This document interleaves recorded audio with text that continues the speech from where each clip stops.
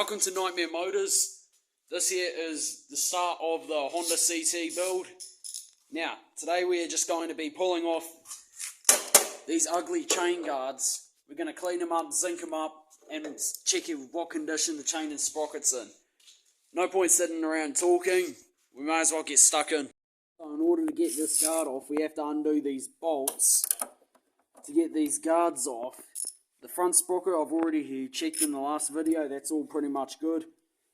Now, with some of these old Honda bolts and Honda stuff, you tighten it to crack it. That sounds weird because you're trying to undo it, but if it won't crack, you just, well, you tighten it and then it'll crack it. Now let's undo it. Oh, wait, no, I want to take this one off first. Alright.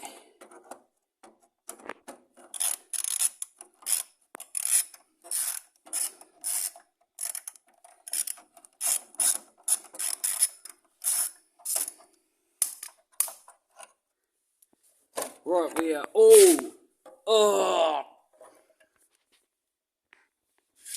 okay, so the rear sprocket is definitely shark fin. The chain's definitely a bit worn and loose, which overall that can actually cause issues with the back sprocket.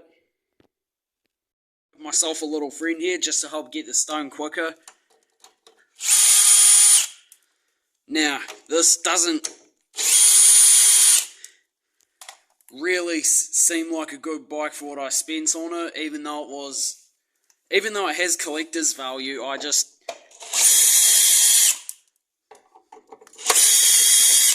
didn't expect it to need this much work, but hey, a bike's a bike. I actually quite like this little bike. It's one of the old Kickstart white tanks. It has got value. Now let's get that. Oh, yep. Just as I suspected. That there is a very loose chain. You don't want a very loose chain, and it's more to the point, it makes it wear out quicker, but you don't want it ridiculously tight either. It's just needs to have that little bit of play where you can see the play just like that, but not like that, which everyone thinks is motocross tight. That's not. We'll just get this last cover off. Is there another bolt somewhere?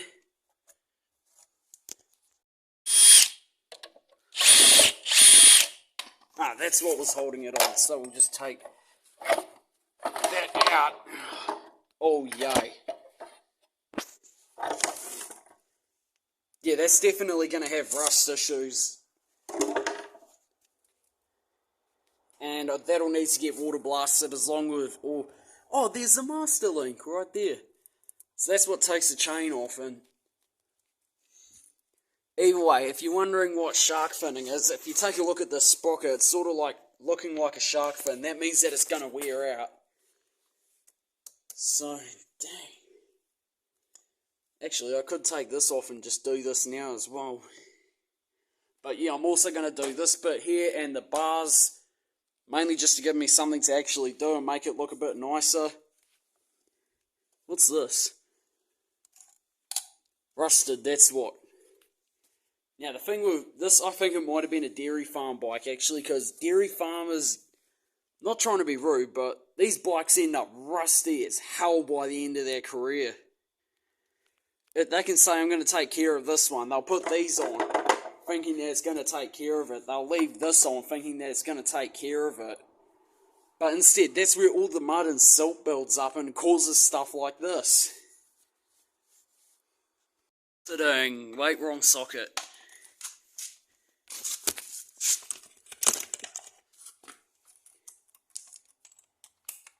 Alright, right socket. Ah, fuck. Ah,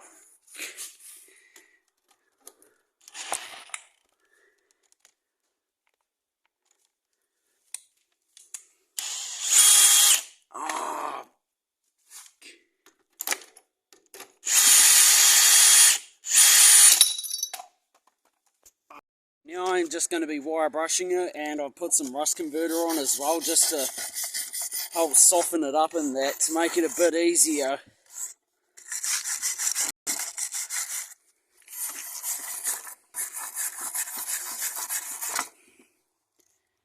Yeah, I'm not very professional. They probably should have someone more skilled doing stuff like this on YouTube. So water blasting, I've come to the conclusion that only two of these are salvageable. This one's just toast. As you can see, someone's put a patch on the inside to try and cover that up, which you don't do that.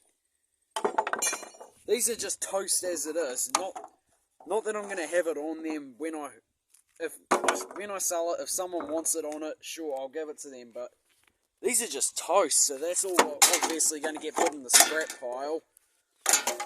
And that's obviously a good video cut short. These 15 to 20 minute videos, I at least want to get the carbs in on this. So I may as well muscle them in now and find somewhere to put this. Their line. CRC is made from the gods.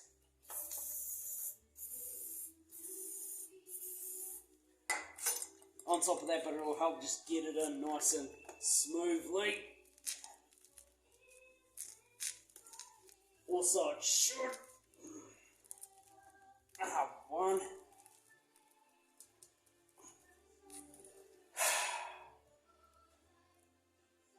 That didn't quite go in as easy.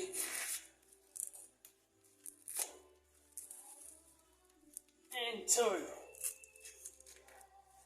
It's in.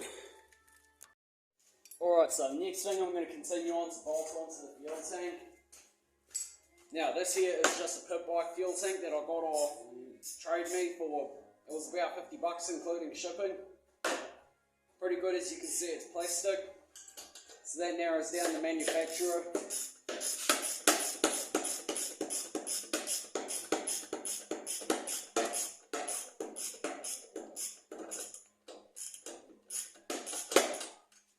Right, that's about bolted in. Actually, I should have put a washer there. Oh well, it is what it is. Now time to do the front one. Oh yeah, and by the way, these are great. This here is just a socket and ratchet set. It comes with an extension. You can get these for about $50 in a Mitre 10. Well, that's a half-inch one. The quarter drives are like 30, not even that.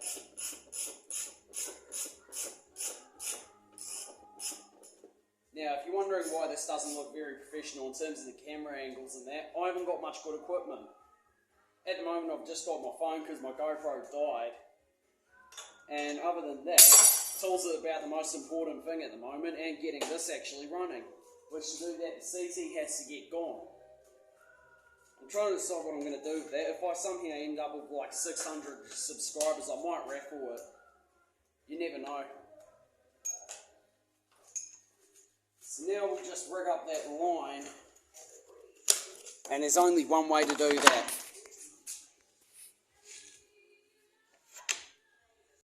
Times that I need to use hose ring clamps. Depends on what it's used for. I might just use man's best friend, a cable.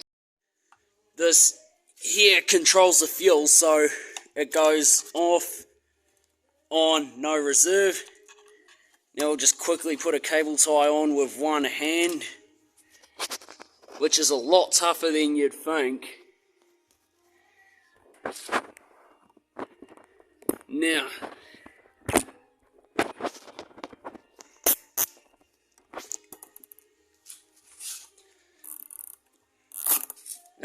here we go. There, so that's actually good enough to help keep the fuel line on.